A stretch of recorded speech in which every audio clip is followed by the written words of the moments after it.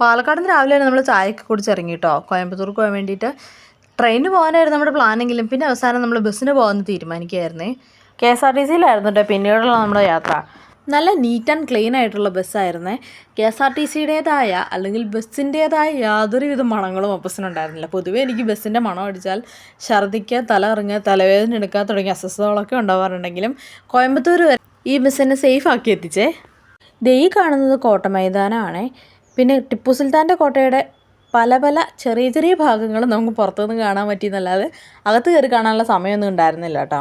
ഇതിനു മുമ്പ് 2-3 വട്ടം വന്നപ്പോഴും നമ്മൾ ടിപ്പു സുൽത്താൻ്റെ കോട്ട കയറി കണ്ടതുകൊണ്ടും പിന്നെ സ്കൂളിൽ നിന്ന് പണ്ടെപ്പോഴോ ടൂർ പോയപ്പോൾ ഒരിക്കൽ കണ്ടതുകൊണ്ടും അവിടെ കയറി കാണാനൊന്നും ഉണ്ടായിരുന്നില്ല കേട്ടോ. പിന്നെ 2 ദിവസം ക്ഷീണം കാരണം അത്യാവശ്യം നന്നായിട്ട് ബസ്സിൽ കിടന്ന് ഉറങ്ങി കേട്ടോ. കണ്ണു തുറന്ന് നോക്കിയപ്പോഴത്തേക്കും ഈ ചേട്ടനും ചേച്ചിയും 2 കാളകളെയും കൊണ്ട് നിൽക്കുവാണേ. നമ്മളപ്പോഴേക്കും കോയമ്പത്തൂർ എത്തിയെന്ന് കൺഫേമായി. വരുന്ന വഴി ഇഷ്ടംപോലെ ഫ്ലൈ ഓവറുകളുണ്ടായിരുന്നു. പിന്നെ യാത്രയും അടിപൊളിയായിരുന്നു കേട്ടോ. റോഡൊക്കെ സൂപ്പറായിരുന്നേ വരുന്ന വഴി.